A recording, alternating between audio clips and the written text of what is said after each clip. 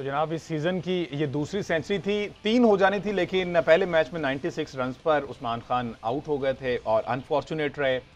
Let's see, अभी एक match मजीद मिलना है, अगर एक बनता है या फिर सूरत हाल जिस तरह भी जाती है, मुनरो भी आउट हो गए, मुनरो भी आउट हो गए जी। चलें, सूरत हाल जो है वो नाजुक हो गई है। अब 5 खिलाड़ी टोटल बट सब आउट हो गए हैं, 5 आउट हो गए हैं और अभी भी रिलाई कर रहे थे। हाँ जी, अभी भी जो रन रिक्वायर्ड है वो 36 बॉल्स में 72 रन हैं, तो 12 का रन रेट है। और अब मुनरो भी जा चुके, शादाब भी जा चुके, बात फिर राना साहब पे आ गई है। राना साहब ने आज 2 आउट किए तो हैं, लेट्स सी बैटिंग में क्या करते हैं। इमाद वसीम भी अभी हैं, हाँ, तो साथ में हैदर अली है जिन्होंने पिछला मैच फिनिश किया था। तो इस्लामाबाद की बैटिंग है, बड़ी लंबी बैटिंग लाइनअप है, तो कहीं से भी ये वापस आ सकते हैं मैच में। ठीक है, अच्छा अब बात कर लीजिए जी लाहौर कलंदर वर्सेस कराची किंग्स। एक बंदा इस दफा नहीं आया तो पूरी की पूरी लाहौर कलंदर की टीम एक्सपोज होगी। सेकेंडली हारिस राउफ जो है वो आधे मैच खेलने के बाद इंजर्ड हो गए, ये भी एक एलिमेंट है। बट सब समझते हैं राशिद खान को मिस किया जा रहा है पूरे। इन दोनों को तो आपस में ही बात कर लेने दें, इनको हम क्या इनके ऊपर बात करें। ये मतलब ये दोनों ऐसी टीमें हैं कि जब आपस में आती हैं तो इनका मैच बहुत ही शानदार होता है। हाँ। लेकिन जब दूसरी टीमों से खेलते हैं तो काफ़ी एट टाइम्स बिलो पार होते हैं। कल मैच में बड़ी एनर्जी थी, एक मोमेंट पे ऐसा लगा कि लाहौर आसानी से जीत जाएगा, फिर कराची ने कमबैक किया, आखिरी 3 ओवर्स में लगा कि कराची को आराम से जीत जाना चाहिए। और स्टार्ट में ऐसा लगा 150 होना मुश्किल हो गया लाहौर के लिए, और वो 177 बिल्कुल। और उसके बाद फिर आखिर में जो ड्रामेटिक फिनिश हुई कि वो जमान खान ने सारा ओवर अच्छा किया। सिर्फ एक चीज़ पे आप एतराज़ कर सकते हैं, वो ये कि जब एक बॉलर ने 5 बॉल अपनी मर्जी से ठीक किए हैं, ठीक है, क्यों कप्तान उसके पास जाके उसके शोल्डर पे हाथ रख के लंबे टाइम की मीटिंग कर रहा है। जिस बंदे ने 5 कर दिए वो 6वां भी कर देगा।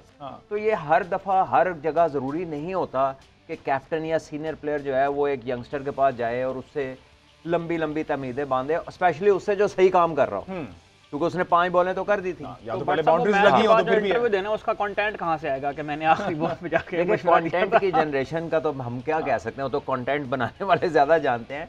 लेकिन फैक्चुअली अगर आप क्रिकेट की एक्सपर्टीज पे बात करें तो एट टाइम्स अच्छा होता है कि अगर कोई अच्छा कर रहा है तो जस्ट लीव हिम अलोन। ये this is also you know ये सही काम है करने का।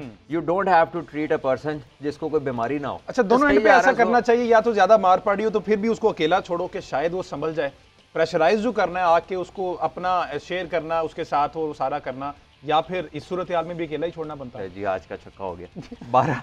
बात यह है कि एक बंदा कर ही सही रहा है। आपकी बात ठीक है कि अगर आपको मार पड़ गई है या आप प्रेशर में चले गए हैं तो समझ आती है कि किसी सीनियर ने पास जाके उसको कहा कि यार इजी हो जाओ, मुझे भी पड़ी है, या किसी तरह भी कॉन्फिडेंस दे दिया। लेकिन जब कोई बंदा बिल्कुल एक रिदम में है, आपने बैट्समैन को भी रिकवरी स्पेस दे दी, क्योंकि आपने जब वो रोका तो वो जो भाग के उन्होंने सिंगल लिए थे वो ब्रीदिंग रिकवर हो गई, वो भी हिट मारने के लिए रेडी हो गया, उसको सोचने का मौका मिल गया, उसका जो पैनिक स्टेट था आपने उसको कम कर दिया।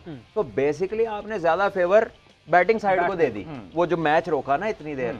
तो ये वो चीज़ है जो कैप्टन्स को बड़ी क्विकली इसको अंडरस्टैंड करना चाहिए कि जो मैं करने लगा हूँ इससे मेरी टीम के साथ जो वक्त जाना है, इस वक्त में बैटिंग साइड को क्या फायदा होने लगा है। तो ये शाहीन से मेरे ख्याल मिस्टेक हुई है। और इस छक्के को मैं मिसबा उल हक से रिलेट करूंगा। मिसबा साहब कहते हैं कि जब बॉलर को बहुत ज्यादा मार पड़ी, अब्दुल रहमान की उन्होंने बात की, तो मैं उसके पास नहीं गया। इस तरह बॉलर मजीद प्रेशराइज हो जाता है। ठीक है, उसको करने दो, वो उसने 2 बॉल गंदे किए, तीसरा वो यकीनी तौर पर अच्छा करेगा क्योंकि उसने क्रिकेट खेली भी है।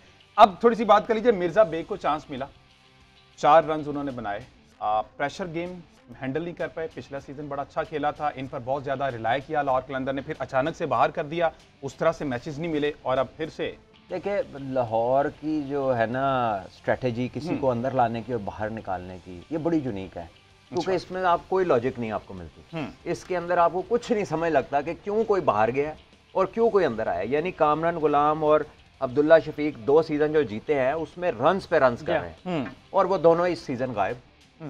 अब ताहिर बेग ने पिछले साल 5-4 मैच खेले, तो जब वो अच्छा लगना शुरू हुआ तो वो बाहर।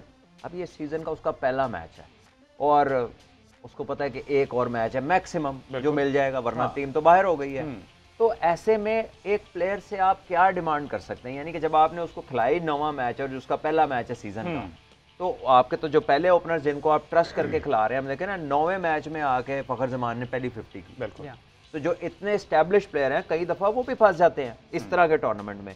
तो एक यंगस्टर के लिए ये बड़ा हार्श है कहना कि यार इसने कुछ नहीं किया, वो तो खेला ही पहला मैच है। तो जो पहले खेल रहे थे उन्होंने क्या कर लिया कि टीम इस सिचुएशन में है। और जहाँ तक कल उनके कोच का इंटरव्यू भी था, कोई लॉजिकल रीजनिंग नहीं थी उनके पास कि ये जो हो रहा है क्यों हो रहा है, वो यही था हो जाता है। तो ये अगर हो ही जाता है तो आपका क्या फायदा है? यानी कि आप इधर इसलिए हैं कि कुछ भी जो होना है उसकी कोई रीजनिंग हो। अगर हो जाता है वाली बात है तो ये तो टीम का ओनर भी खुद बैठ जाए तो वो कहता है हो जाता है, फिर कोच में रखा हो किसी को भी, कोई भी बंदा जो कि मैनेजर पोजीशन में या कोचिंग रैंक्स में आता है, टीम के साथ जो भी हो रहा होता है इज आंसरेबल फॉर दैट, और उसकी एक रीजनिंग होनी चाहिए कि हमारी ये स्ट्रेटेजी थी, हम कामयाब नहीं हुए, हो जाता है।